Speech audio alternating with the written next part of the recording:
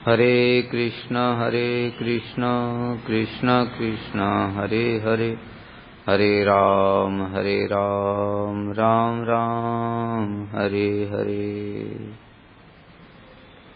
श्री बृहद भागवतामृतम द्वितीय खंड पंचम अध्याय। हम लोग सुन रहे थे श्री नारद जी गोप कुमार को बता रहे हैं तुम यहाँ से सीधे पुरुषोत्तम क्षेत्र में चले जाओ, वहाँ पर जाकर के ब्रजवासियों के भावों का अनुगत्य करना। गोलोक जाने का एकमात्र वही उपाय है, और वहाँ पर जाने के लिए जिस प्रेम की आवश्यकता होती है वो प्रेम केवल कृष्ण की कृपा से ही प्राप्त होता है। किसी किसी स्थान पर अकस्मात हो जाता है, कभी कभी साधन करना पड़ता है। तो इसलिए कल हम लोगों ने सुना था कृपा कितने प्रकार की होती है। साधन अभिनिवेशज कृष्ण तद्भक्त प्रसादज। साधन अभिनिवेशज फिर दो प्रकार की, वैधि और रागानुगा। और कृष्ण प्रसादज सुना था वाचिक और दार्शिक आलोकदान और हार्दिक, तीनों के उदाहरण सुने थे। इसी प्रकार से तद्भक्त नारद जी की कृपा से प्रहलाद जी को भक्ति हो गई, और नारद जी की कृपा से व्याध को भी भक्ति हो गई। व्याध के शरीर में रोमांच कंप अश्रु पुलक हो रहा है, ये केवल नारद जी की हेतु की कृपा ही है, इसमें उसका कोई विशेष साधन नहीं था। उसी प्रकार से प्रहलाद जी का भी वो गर्भ में ही है, तभी उनके ऊपर कृपा होगी नारद जी की। उन्होंने ऐसा क्या साधन किया था? गर्भ में बच्चा क्या साधन कर सकता है? तो फिर भी नारद जी की कृपा हुई, इस प्रकार से समझना चाहिए। और जन्म जब उनका हुआ तो संड और अमर क्या बोल रहे हैं? नैसर्गिकी मतिरस्य राजन। नैसर्गिकी ही मति है इसमें, कृष्ण में, इसकी प्रहलाद की। ये नैसर्गिक मति कहाँ से आई? नारद जी की कृपा से आ गई, गुरु कृपा से संभव है। तो ये दो प्रकार का बताया। यथा उदाहरण मिलत्यन्नम पक्वम व पाक साधनम साधकस्य उच्यते शास्त्रगत्यायम साधन क्रमः। यथा जैसे उदार, एक उदार दाता किसी व्यक्ति को तो बना हुआ भोजन दान करता है। दो प्रकार से वो दया करता है।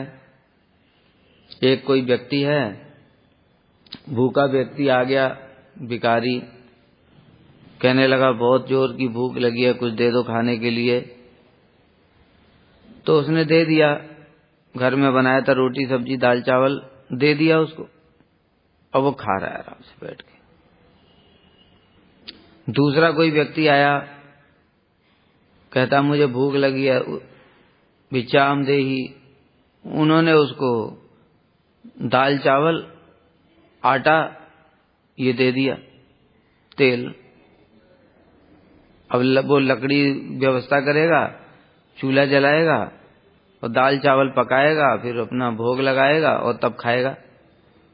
तो दया तो दोनों के ऊपर ही करी उसने, लेकिन एक के ऊपर ऐसी दया करी कि वो सीधे पका पकाया ही मिल गया, और दूसरे के ऊपर जो दया करी तो उसको रॉ मटेरियल मिल गया। अब वो रॉ मटेरियल ले जाएगा अपने यहाँ, बनाएगा जा करके। तो दया तो दोनों के ऊपर ही है, लेकिन एक के ऊपर जल्दी दया हो गई अकस्मात, पूरा उसको पूरा बना बनाया ही मिल गया। तो ये अहेतु की दया विशेष रूप से जब भगवान जब आते हैं इस जगत में उस समय हो जाती है। जैसे श्री चैतन्य महाप्रभु जब आए तो पापी तापी मायावादी जैसे तैसे को भी, सबको भी प्रेम मिल गया। बाद में इस समय नहीं होगा, अब साधन ही करना पड़ेगा। तो उस समय कैसे हुआ? उस समय बस महाप्रभु ने पूरा पकी पकाई खीर ही दे दी, प्रेम रूपी फल ही दे दिया, लो खा लो। और अब हमको अगर प्रेम रूपी फल चाहिए तो बीज लगाना पड़ेगा, तो उस बीज में खाद पानी देना पड़ेगा रोज।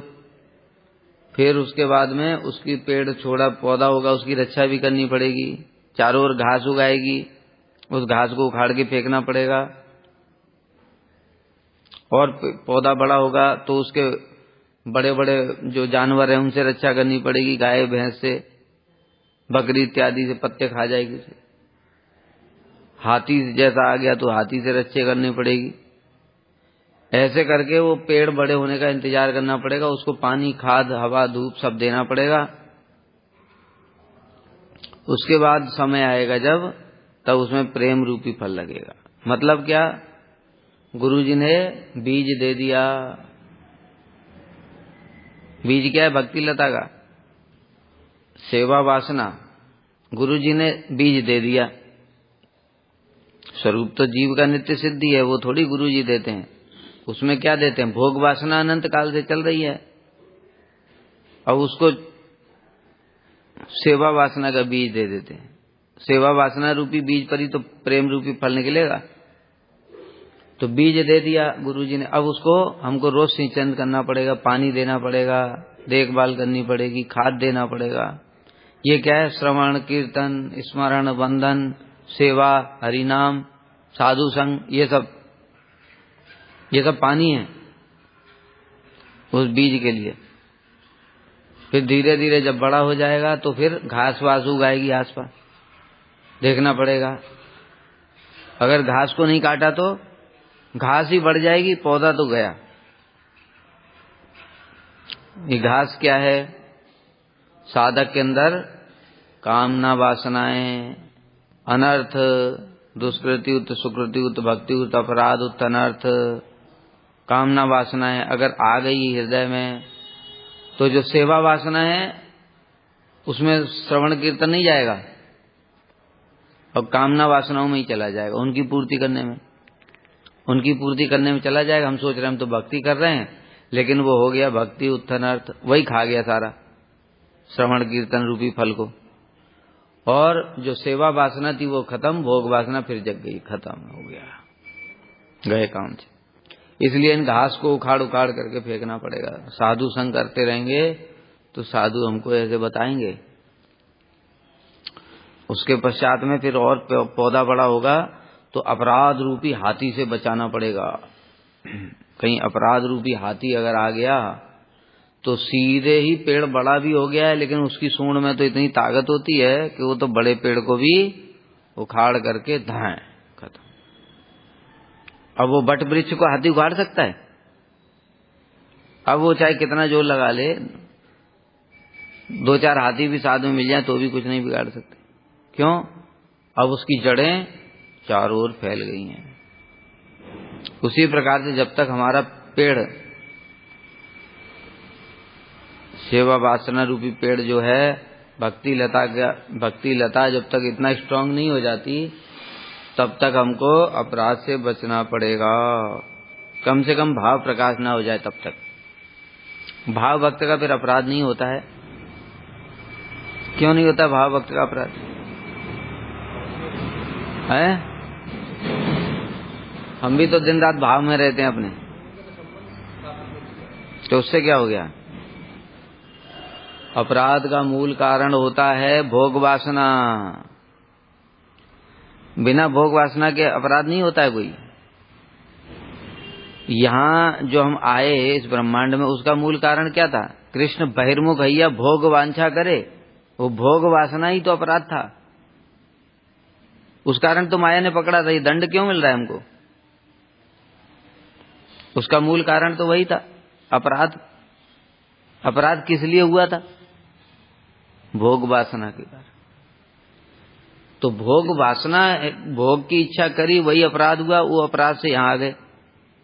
अब फिर से अगर हम भजन साधन कर रहे हैं और फिर से कुछ ना कुछ कामना वासना रहेगी, वही अपराध का कारण। बिना कामना वाला अपराध करेगा ही क्यों भाई? अपराध कैसे होते हैं? द्वेष होना, ईर्ष्या होना, ये मुझसे आगे निकल गया, अथवा मैं आचार्य बन जाऊं, इंचार्ज बन जाऊं, कथावाचक बन जाऊं। अब उन जो इच्छाएं उत्पन्न हुई उनमें जो जो बाधा देगा उसके प्रति द्वेष होगा, तो अपराध का कारण वही तो बनेगा। किसी की कोई इच्छा ही नहीं है तो अपराध कहां से होगा। और भगवान भी वो लेते नहीं है छोटा मोटा, जैसे मान लो इच्छा नहीं, कामना वासना ही नहीं, बेचारा सेवा कर रहा है, कोई किसी से कुछ बोल दिया तो ये सब सहन नहीं कर पाया, कुछ उसने भी बोल दिया, ये सब अपराध नहीं होता ज्यादा बड़ा, छोटा मोटा हो जाएगा, छोटा मोटा होगा बस। इससे भक्ति लता गायब नहीं होती, हाथी के समान नहीं है। लेकिन जो मुख्य है वो वही है, ईर्ष्या, द्वेष, प्रतिष्ठा की कामना, स्त्री की कामना, धन की कामना, इनके कारण ही सारे अपराध होते हैं। जिसकी कामना नहीं उसका अपराध नहीं होता है। तो इसलिए यहां पर बता रहे हैं कि जो प्रहलाद जी थे उनकी नैसर्गिक मति थी जन्म से ही, क्योंकि नारद जी की उनके ऊपर कृपा हुई, व्याध के ऊपर भी नारद जी की कृपा हुई। तो इस कारण से जो दो प्रकार से बताया कृपा, एक तो कृपा में डायरेक्ट ही फल ही मिल गया, मतलब सीधे महाप्रभु ने जैसे किया प्रेम ही प्रकाशित हो गया। और दूसरा कृपा कर रहे हैं, साधु संग दिया, साधु संग में भजन साधन कर रहा है, मतलब उसको आटा दाल चावल दे दिया, अब वो धीरे धीरे पका रहा है, पकाएगा फिर तब खाएगा जा करके। तो ये भी कृपा है, किंतु क्योंकि भगवान की कृपा के बिना साधु संग भी नहीं मिलेगा। तुम सोचो मैं अपने आप भजन कर लूंगा उससे मुझे सिद्धि हो जाएगी, ऐसा नहीं होगा। भक्ति ऐसी चीज नहीं है। दूसरी चीजें ऐसी हैं, अपने आप पढ़ाई कर लो नौकरी लग जाएगी, अपने आप कर्म करते रहो स्वर्ग मिल जाएगा, ये सब हो जाएगा, भक्ति नहीं होगी। यदि आपत्ति हो कि जब दोनों क्षेत्रों में कृष्ण की करुणा ही अपेक्षा है, तब कृपा सिद्ध और साधन सिद्ध रूप से फिर भेद क्यों है? भाई कृपा सिद्ध के लिए भी कृपा चाहिए और साधन सिद्ध के लिए भी कृपा चाहिए। ऐसा नहीं साधन सिद्ध बोल दिया तो मतलब तुम साधन करके सिद्ध हो गए, ऐसा नहीं है। साधन सिद्ध का मतलब कैसे? कृपा उसमें भी है। तुमको रोटी सब्जी दाल चावल दिया ना, और उसको तुम बना रहे हो, अगर देते ही नहीं तो फिर क्या बनाते? उसी प्रकार से कृपा सिद्ध जो है वो कृपा सिद्ध को तो सीधे बेचारा कहीं भी था, अनर्थ में भी था या कहीं भी था, और जैसे महाप्रभु आए और व्याध के ऊपर नारद जी ने कृपा कर दी तो कुछ साधन ही नहीं किया उसने, और सीधे उसको प्रेम रूपी फल मिल गया। दूसरी ओर हम लोग जैसे हैं साधन भजन कर रहे हैं, साधन सिद्ध हमको कहा जाएगा। साधन सिद्ध कब कहा जाएगा? वो भी कैसे हुए सिद्ध? पहले भगवान ने कृपा करी तो गुरु जी के पास आए, फिर गुरु जी ने कृपा करी तो फिर वैष्णवों का संग हुआ, अब वैष्णवों लोग से दिन रात कथा सुन रहे हैं, अब साधन भजन कर रहे हैं, अनर्थ निवृत्ति करेंगे, फिर निष्ठा जाएंगे, फिर रुचि में जाएंगे, फिर हर लेवल पर साधु मिल रहे हैं, उस सब समय हमारे लिए कर रहे हैं चेष्टा, हमको भजन में लगा रहे हैं। ये कृपा नहीं है। तो साधन सिद्ध का मतलब ये नहीं कि कृपा के बिना साधन सिद्ध हो रहा है, कृपा ही है, लेकिन अभी साधन भी करना पड़ रहा है। ठीक है, कृपा से ही आगे बढ़ रहा है। अपना तुम कितना भी साधन कर लो, अनर्थ भी दूर नहीं होगा, लेकिन वो साधन कर रहा है तो उसको देख के कृपा हो रही है, इसलिए कृपा साधन सिद्ध बोल दिया। कृपा दोनों में ही है। इस आशंका का निराकरण करने के लिए नारद जी का उदाहरण दे रहे हैं। जैसे उदार व्यक्ति से कोई भूखा व्यक्ति बना बनाया भोजन प्राप्त करता है, और दूसरा कोई भूखा व्यक्ति कच्चा चावल दाल भोजन बनाने के लिए बर्तन ईंधन ये सब प्राप्त कर लेता है, खुद भोजन बनाता है। अब बताओ, जो कच्चा दाल चावल दिया किसने दिया? बर्तन किसने दिया? लकड़ी किसने दिया? चूल्हा किसने दिया? तो तुमने क्या साधन किया? कह नहीं, मैं तो बना करके खुद खाया, मैं किसी पे निर्भर नहीं हूं। अरे तुमने क्या बनाया? कुछ देते ही नहीं तो तुम क्या बना लेते? समुद्र का पानी पीते क्या खारा? रॉ मटेरियल कहां से आया? कृपा से आया ना। इसी प्रकार से साधन जो हम कर रहे हैं, माला दिया गुरुजी ने, मंत्र दिया, मंत्र देते ही नहीं तो तुम क्या कर लेते फिर? हाँ, मैं जंगल में जाके खुद जप लूंगा। कुछ नहीं होगा, जप लो। वहां मेनका आएगी, छन छन करेगी और खुद भी नाचेगी, तुमको भी नचाएगी। फिर दोनों मिलकर के साधन करेंगे, फिर बच्चे पैदा करेंगे। यही साधन है, समझ गए? इसलिए गुरुजी जो कृपा सब जगह है, सब समय। हम जो माया से बचे हुए हैं, ये हमारा साधन का बल है कोई? अरे तुम्हारा साधन का क्या बल है? तुम तो नाम अपराध कर रहे हो। नाम अपराध से माया से रक्षा कैसे हो जाएगी? बताओ, नाम अपराध से माया से रक्षा कैसे हो जाएगी? रक्षा कौन कर रहा है? ये हम बचे हुए हैं, जो गुरुजी कर रहे हैं। ये भी कृपा है, लेकिन साधन सिद्ध है। मतलब हम लोग सवेरे उठते हैं, मंगल आरती आते हैं, कथा में बैठते हैं, कीर्तन में बैठते हैं, हरि नाम करते हैं, सेवा थोड़ी कर लेते हैं, यही साधन है। इसलिए साधन सिद्ध बोल दिया है। मतलब ये नहीं कि वो कृपा के बिना ही साधन सिद्ध हो गया, ऐसा नहीं, दोनों में कृपा है।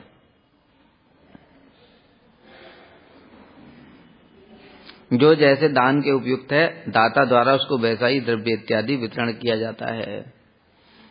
दाता का वैशिष्ट्य होता है, उसको जैसा भाव जिस समय आ जाए, वो उस समय वैसी कृपा कर देता है। उसी प्रकार कृष्ण भी पात्र पर विचार कर उसकी पात्रता के अनुसार ही साधन प्रदान करते हैं। अतएव समस्त साधक, चाहे वो कृपा सिद्ध हो चाहे साधन सिद्ध हो, कृष्ण की कृपा से ही साधन प्राप्त करते हैं। अब मैं साधन का क्रम कहूंगा शास्त्र के अनुसार। अब नारद जी शास्त्र के अनुसार साधन का क्रम बता रहे हैं। तत्तु लौकिक सदुबंधु बुद्धया प्रेम भयादिजम विघ्नम निरस्य तद गोप गोपी दास्यपि यार्जयेत। क्या बता रहे हैं? तत्तु लौकिक सदुबंधु बुद्धया प्रेम भयादिजम, ब्रज गोपियों के दास्य की इच्छा करते हुए, तद गोप गोपी दास्य, कृष्ण को लौकिक सदुबंधु की बात ही मानकर। लौकिक सदुबंधु का तो पहले ही बताया था, ये ब्रज की भक्ति की बात कर रहे हैं कि कृष्ण हमारे सखा हैं, कृष्ण हमारे पुत्र हैं, कृष्ण हमारे प्रियतम है। ये लौकिक सदुबंधु, अर्थात अपने लोभ के अनुसार उन्हें पति या पुत्र जानने से उत्पन्न होने वाले भयरूप विघ्न को दूर कर, अरे मैं कृष्ण को सखा कैसे मान लूं? हनुमान जी राम जी को सखा कैसे मान सकते हैं? अरे ये मुझसे नहीं होगा। ये भय को दूर करके, द्वारका में भी ऐसे ही है, ये मेरे पति हैं, वो कहीं नाराज होकर के मुझे छोड़ ना दें, ये भय को दूर करके क्या पूरा स्वच्छंद भाव से प्रेम के वशीभूत हैं। कृष्ण अपने प्रेमी भक्तों को सब इच्छाओं को पूर्ण करने वाले, इसलिए मेरी जैसी इच्छा होगी वैसी सेवा करूंगा मैं। ये भाव अभी हम नहीं कर सकते, ये अनुकरण हो जाएगा। अनुसरण होना चाहिए। अनुसरण का मतलब है अनर्थग्रस्त अवस्था में अभी वैदिक भक्ति करेंगे, संख्या पूर्वक नाम गान नतिवि कालावसानी कर, तो ये सब करेंगे। साधु संग सेवा, हरि नाम, कथा कीर्तन, अभी यही करना है। लेकिन और उन्नत अवस्था आएगी जब, तब क्या होगा? आसक्ति की अवस्था में कृष्ण के प्रति स्वाभाविक प्रीति होगी, तब थोड़ा प्रीति का आभास होगा, भाव का आभास आएगा, तब उनको अपने पति पुत्र इत्यादि के रूप में जानकर, जिसका जैसा भाव है सखा इत्यादि मान करके और मानसिक सेवा करेंगे। उस समय कोई भी विघ्न नहीं होना चाहिए उसमें, भय, अरे मैं कृष्ण को झूठा कैसे खिला दूं, अरे मेरे सखा है तो खिलाऊंगा। इस प्रकार से फिर वो भावना करेगा। उनके चरण कमलों का आश्रय लेकर उस प्रेम को अर्जन करना होगा। चरण कमलों का आश्रय लेना होगा उनके, मतलब पहले उनके भक्तों का चरणों का आश्रय लेना हो। एक बात कह रहे हैं नारद जी, विशेष बात। ब्रज गोपियों के दास्य को प्राप्त करने की इच्छा करके उस प्रेम को प्राप्त करने का साधन करना होगा। इस प्रकार के दुर्लभतर द्रव्य के प्रति प्रबल लालसा के बिना उसे प्राप्त नहीं किया जा सकता। इसको प्राप्त करने के लिए सबसे फर्स्ट कंडीशन, क्वालिफिकेशन क्या है? लोभ। लोभ तत्र लौल्यम अपि मूल्यम एकलम। मतलब क्या? पहले लोभ हृदय में होना चाहिए उसको प्राप्त करने के लिए, तब तीव्र उत्कंठा होगी। वो लोभ ही तीव्र उत्कंठा उत्पन्न करेगा। इस जगत में भी ऐसा होता है, किसी वस्तु के प्रति जब लोभ होता है तब उसको प्राप्त करने के लिए सब साधन करते हैं। जैसे पढ़ाई लिखाई में देखो, कोई इंजीनियर बनना चाहता है, डॉक्टर बनना चाहता है, आईएएस बनना चाहता है, लोभ होता है ना। पहले मैं ये बन जाऊं, बनूंगा कैसे? पढ़ना पड़ेगा 10 घंटा, 12 घंटा, 15 घंटा। होता है कि नहीं? एक बार फेल हो गया फिर देगा, क्यों? लोभ है। उसी प्रकार से ब्रज भाव प्राप्त करने के लिए भी पहले हृदय में लोभ जागृत होना चाहिए। नहीं, मुझे यही चाहिए, इसके अलावा और कुछ नहीं लूंगा। ब्रज की भक्ति में बहुत आनंद है, वहां कृष्ण भगवान नहीं है, मुझे तो वहीं जाना है। कि द्वारका, अयोध्या, मथुरा इन सब नहीं जाना, यहाँ सब भगवान मानते हैं, तो मैं स्वच्छंद रूप से सेवा नहीं कर पाऊंगा। क्योंकि जहां भगवान मान लोगे तो अपनी इच्छा नहीं चलेगी फिर। अब तो उनके आदेश का पालन करोगे। जैसे यशोदा मैया हैं, अब वो कृष्ण के आदेश का पालन कर रही हैं, कृष्ण को स्तनपान करा रही हैं, चूल्हे पर दूध उफन रहा है। अब कृष्ण का आदेश क्या है? नहीं, मुझे दूध पीना है। उन्होंने कहा हटो, दूध पीना है, बाद में पिलाऊंगी, पहले वो दूध को देखने दो। स्वच्छंद, जैसे मर्जी आएगी वैसे सेवा करेंगे। वो कृष्ण के आदेश के अधीन नहीं है। इसी प्रकार से भगवान मान लिया तो गोपियों के साथ कृष्ण हास परिहास कर रहे हैं, अब भगवान अगर मान लिया तो सोचेंगे लो प्रभु का तो आदेश है, घर वापस लौट जाओ, अब हम क्या करें? वहीं से लौट जाएंगे, आदेश तो पालन करना पड़ेगा ना। लेकिन वो 4 बातें और सुना दिया उनको। स्वच्छंद सेवा, न सेवा ही करके जाएंगी, नहीं तो नहीं जाएंगी। तुम कौन होते हो मैं आदेश देने वाले? तुम्हारे पति हो, क्या हो? तुम्हारी बात क्यों माने? प्रेम की अधिकता इतनी ज्यादा है, प्रेम की अधिकता के कारण उनकी बात भी नहीं मानेंगे। सेवा करनी है तो करनी है बस, और कृष्ण को वो ग्रहण भी करना पड़ेगा। सखा लोग भी ऐसे ही हैं। तो ये जो बातें हैं वो उसको प्राप्त करने के लिए हृदय में लोभ जागृत करना पड़ेगा। और लोभ कैसे होगा? साधु संग से।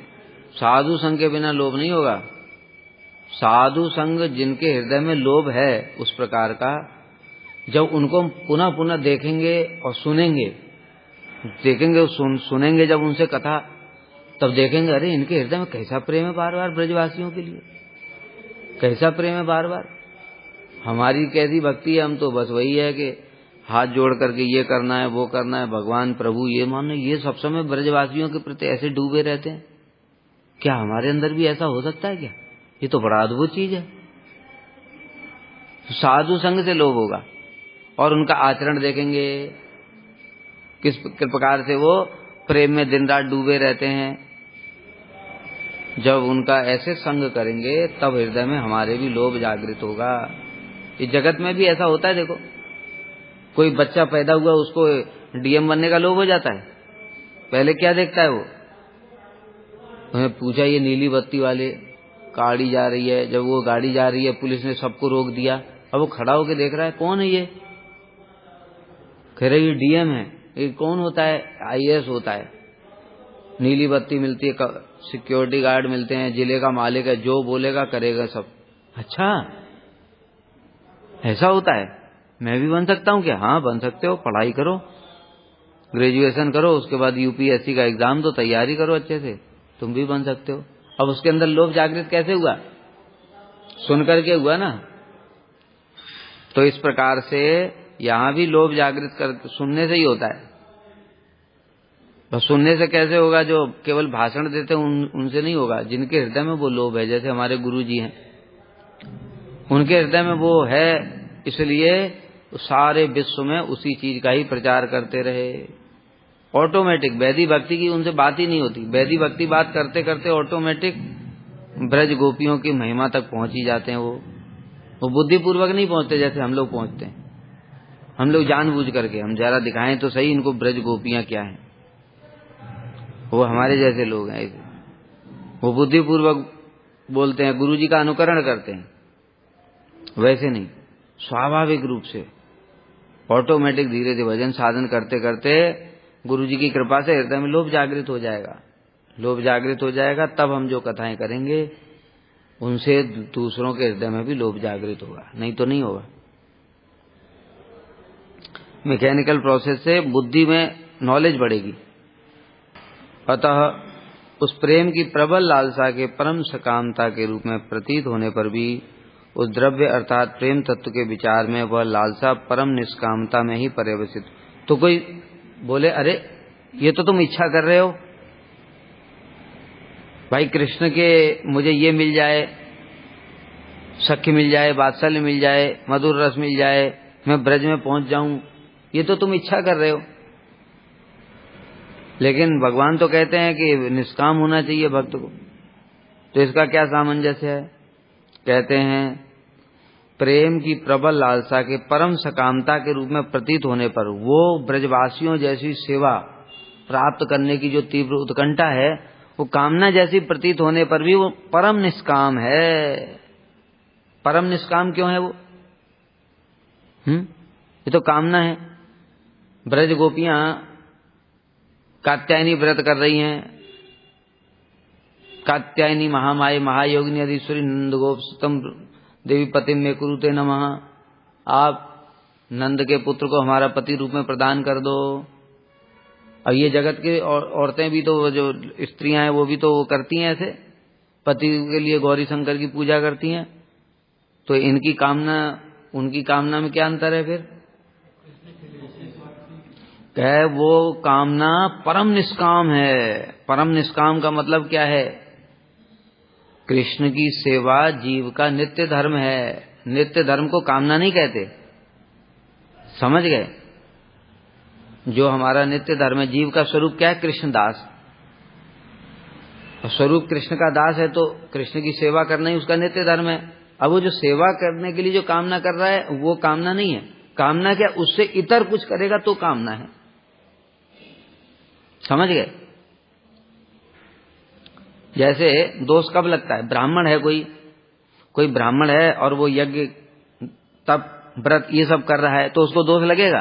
क्यों? वो उसका धर्म है। जब धर्म है तो वो कर रहा है तो गलत नहीं है, पाप नहीं लगेगा, दोष नहीं लगेगा। लेकिन अब उसने तलवार ले लिया, अब उसने छतरी वाला काम शुरू कर दिया, लोगों को मार काट रहा है, लूट रहा है। अब क्या करेगा वो? या खेती कर रहा है, अब इसको दोष लगेगा।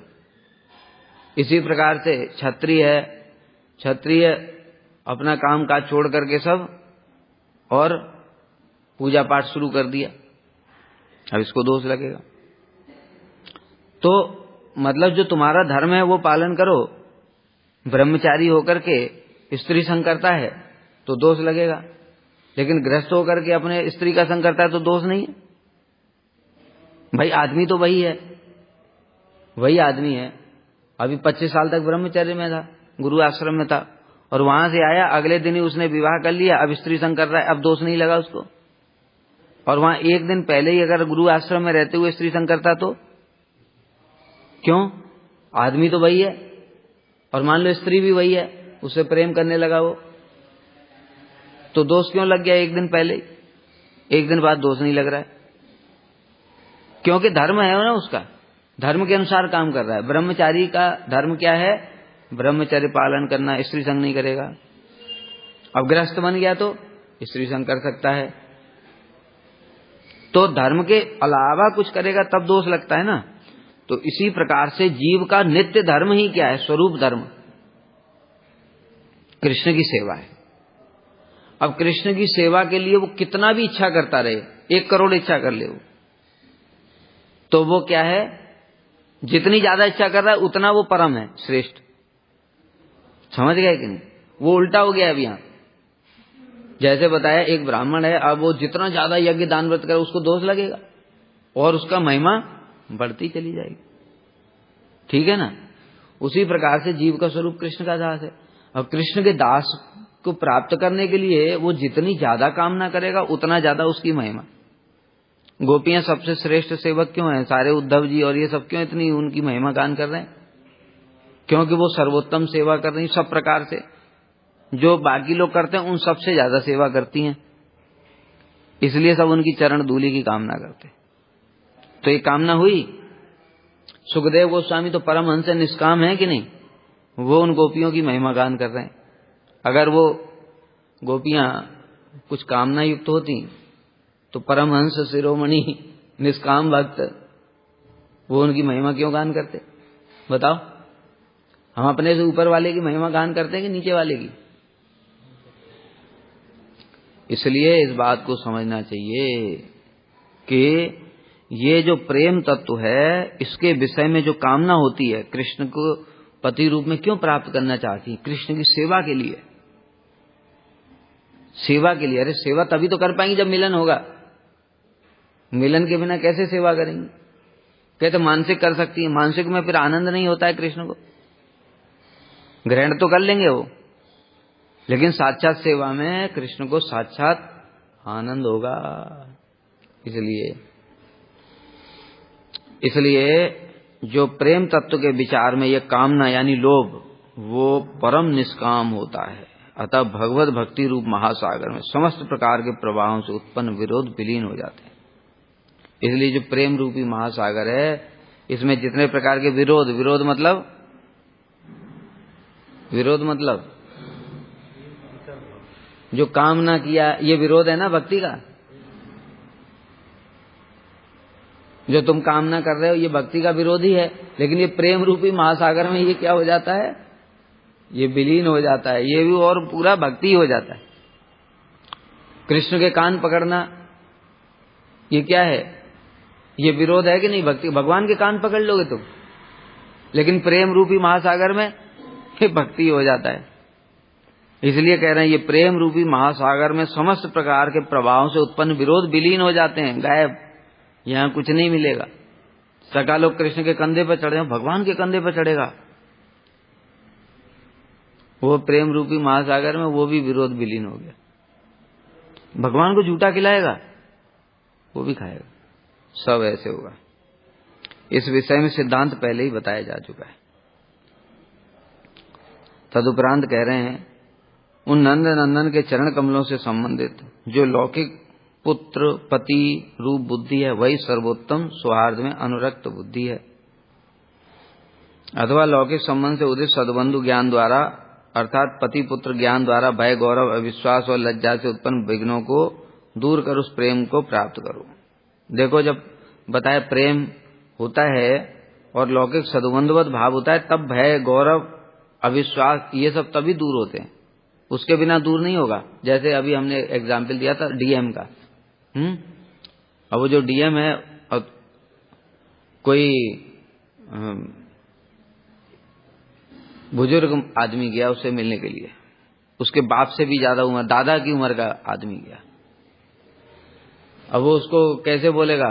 और बेटा कैसे हो? बोलेगा डीएम से, मेरा थोड़ा ये काम है कर दो, ऐसे बोलेगा? क्या बोलेगा? हाथ जोड़ के, सर ये मेरी थोड़ी समस्या है, मैं बूढ़ा आदमी हूँ, थोड़ा आप देख लीजिए। ठीक है, वो किसी को बोल देगा जाओ इनको देखो क्या प्रॉब्लम है। ठीक है, अपना पीए भी होंगे। और उसके बाप पहुंच गया, अथवा बाप छोड़ो भाई पहुंच गया, अब वो क्या कहेगा वहीं से दूर से? अरे मेरे सामने कुर्सी पे बैठा है, आकर के पैर छू। तो बोल सकता है, क्यों? उसका लौकिक सद्बंधुवत भाव है ना, उससे भय गौरव सब दूर हो गया है।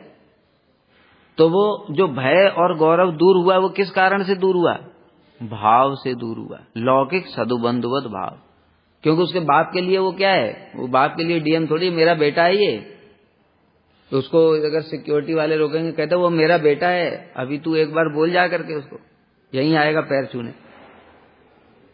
देखेगा सिक्योरिटी वाले बोलेंगे सर आपके पिताजी आए, तुरंत कुर्सी वुर्सी छोड़ करके पैर छूने गया, बाकी सब लोग देख रहे हैं वो भी पैर छुएंगे।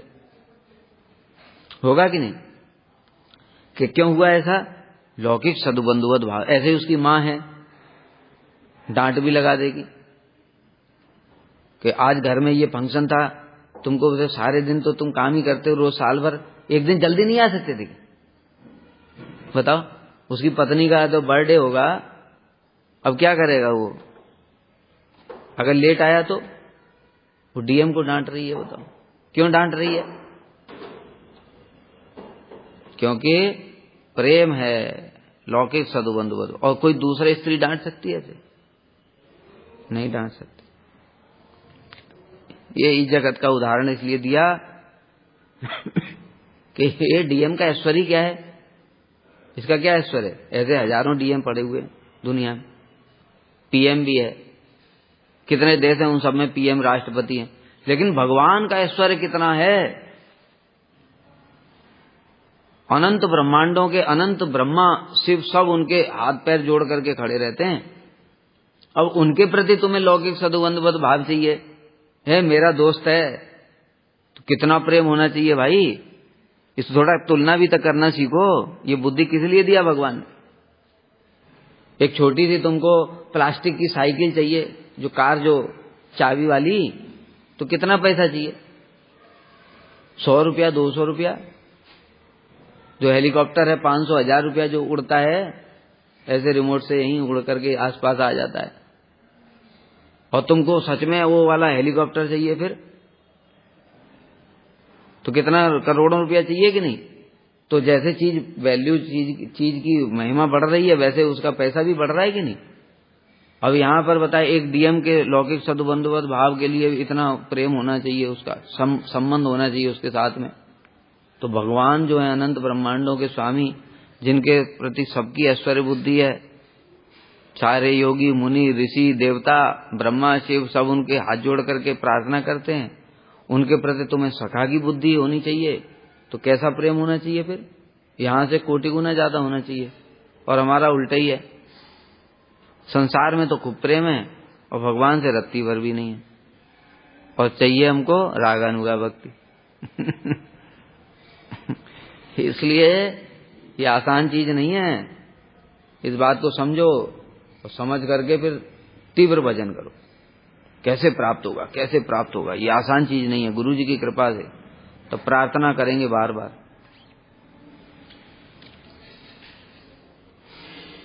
अन्यथा परम ऐश्वर्य की दृष्टि से भय गौरव इत्यादि के उत्पन्न होने के कारण प्रेम की हानि होगी। पहले ही बता दिया, फिर प्रेम की हानि हो जाएगी भय और गौरव के कारण। कैसे हुआ? देखो, रुक्मिणी के साथ प्रेम की हानि हो गई।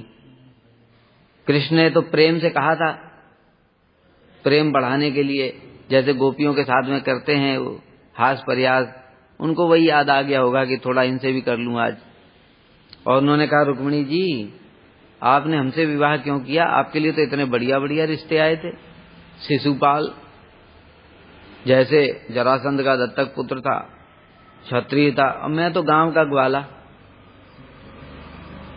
तुम्हारे पास देखो अभी भी मौका है, तुम चाहो तो जा सकती हो। अब ये कृष्ण ने हास प्रयास किया कि प्रेम बढ़ेगा, उनके अंदर भय आ गया। भय आने से ही हाथ में चामर फामर था, सब गिर पड़ा और मूर्छित होकर के जमीन पर गिर पड़ी रुक्मिणी देवी, और प्रेम तो गायब ही हो गया। अब बेचारे कृष्ण उल्टा उनकी सेवा कर, उनको जगा रहे, पानी पानी छींटे वीटे मार के। अब प्रेम हुआ कहाँ? तो प्रेम बढ़ने के लिए कृष्ण ऐसा हास प्रयास करते हैं जैसे गोपियों के साथ करते थे, सखाओं के साथ करते थे, हंसी मजाक, और इनके साथ भी कर लूं। लेकिन भय उत्पन्न हो गया, गौरव उत्पन्न हो गया, और प्रेम तो खत्म ही हो गया। डर हो गया तो वो मूर्छित हो गई, अब क्या प्रेम होगा? इसलिए कह रहे हैं यहां कि परम ऐश्वर्य की दृष्टि से भय गौरव के उत्पन्न होने से प्रेम की हानि हो जाती है। अतः पद्म पुराण में इस प्रकार से भक्ति का लक्षण उक्त हुआ है। क्या है? अनन्य ममता विष्णु ममता प्रेम संयुता भक्ति रीति उच्यते भीष्म प्रहलाद उद्धव नारदई। अनन्य ममता, कृष्ण के प्रति अनन्य ममता होनी चाहिए। ममता, मेरे कृष्ण, मेरा सखा, मेरा पुत्र, मेरा प्रियतम, इतना अनन्य ममता होनी चाहिए। समझ गए? जब इतनी अनन्य ममता होगी तब जो ऐश्वर्य गौरव बुद्धि खत्म हो जाएगी। नहीं तो अगर ऐसा अनन्य ममता नहीं हुई, अनन्य मतलब क्या? एकनिष्ठ ममता, मतलब सख्य है तो सखी ही है। और दूसरी ओर वसुदेव देवकी को देखो जरा, उनकी ममता अनन्य नहीं है। कैसे? देखो, जैसे ही मेरा पुत्र तो बोला, पुत्र तुम हमारे पुत्र हो, और भगवान ने जैसे ही उनको चतुर्भुज रूप दिखाया, या पूरा एक पुराना स्मरण आ गया ये चतुर्भुज रूप में प्रकट हुए थे, तो भगवान मान लिया। अब भगवान मान लिया, अब उनकी ममता नहीं रही, है ना? ऐश्वर्य आ गया ना। अब अनन्य ममता नहीं रही। अनन्य ममता नहीं रही तो प्रेम भी विलुप्त हो गया। अब ऐश्वर्य गौरव बुद्धि जागृत हो गई, अब हाथ जोड़ने लगे। अर्जुन का भी ऐसे ही हो गया। अब तक तो सखा मान रहे थे, हंसी मजाक कर रहे थे, खाने पीने के टाइम में कृष्ण का भी मजाक उड़ा रहे थे, कृष्ण से अपना रथ भी चलवाते थे, सब कुछ काम सेवा सब ले रहे थे। लेकिन जैसे ही भगवान ने रूप दिखाया, अब उसके बाद में ममता गायब हो गई और ऐश्वर्य भाव प्रकट हो गया। तो इसलिए कृष्ण केवल मेरे हैं, सखा है, मेरे सखा है, मतलब सखाई हैं बस। अब वो चाहे चतुर्भुज दिखाएं, चाहे विराट रूप दिखाएं, चाहे कुछ भी दिखाते रहें। जैसे सखाओं के सामने चतुर्भुज रूप दिखाया, यशोदा मैया को 2 बार ब्रह्मांड दिखा दिए विराट स्वरूप में, मुख में ही, लेकिन उनका ममता दूर नहीं, अनन्य ममता है वो। गोपियों के सामने चतुर्भुज रूप धारण कर लिया, उन्होंने तो हाथ जोड़ करके, अरे हमको ऐसा सौभाग्य प्राप्त हुआ, स्वयं नारायण हमारे साथ में रासलीला कर रहे हैं, ऐसा तो बोला नहीं उन्होंने। उल्टा गाली और दे रही हैं। जब प्रकट हुए तो गालियां उल्टा सुना, धूर्त कहीं का, हमको रात में अंधेरे में छोड़ करके चला गया, हम तेरे लिए सब कुछ छोड़ करके आई और तू हमको ही छोड़ के चला गया, कैसा आदमी है तू? प्रेम करने वालों से भी प्रेम नहीं करता है तू, तो महाधूर्त है।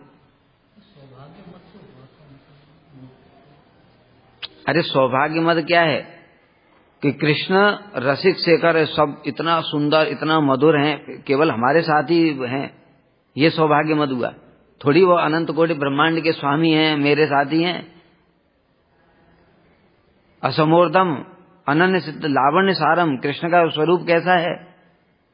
समस्त लावण्य का सार है, ये सर्वगुण संपन्न है कृष्ण, और मेरे से प्रेम करते हैं, ये सौभाग्य मत है। थोड़ी भगवान वाला सौभाग्य मत है कि भगवान है मेरे ही हैं, ऐसा थोड़ी सौभाग्य मत हुआ उनका। ब्रज की प्रत्येक रमणी क्या सोचती है? हमारी गलती थोड़ी है, तो तुम्हारी गलती है, तुम्हारे अंदर इतने सारे गुण हैं, तुम इतने मधुर हो, तुम्हारे वेणु मधुर है, तुम्हारी रूप मधुर है, अब हम तुमसे प्रेम करती, इसमें हमारी क्या गलती है? तो ऐसा मधुर जिसके तरफ ब्रज की समस्त रमणियां आकर्षित हैं, मेरे साथ ही हैं, वो क्या सौभाग्य है मेरा। ये लौकिक सद्बंधवत भाग वाला सौभाग्य है।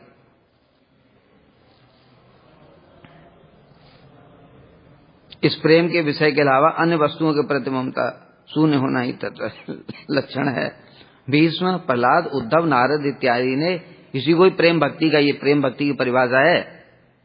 अनन्य ममता विष्णु ममता प्रेम संयुता भक्ति ऋतु उच्यते भीष्म, प्रहलाद, उद्धव, नारदई। वांछा कल्पतरुभ्यश्च कृपा सिन्धुभ्यश्च पतितानां पावनेभ्यो वैष्णवेभ्यो नमो नमः।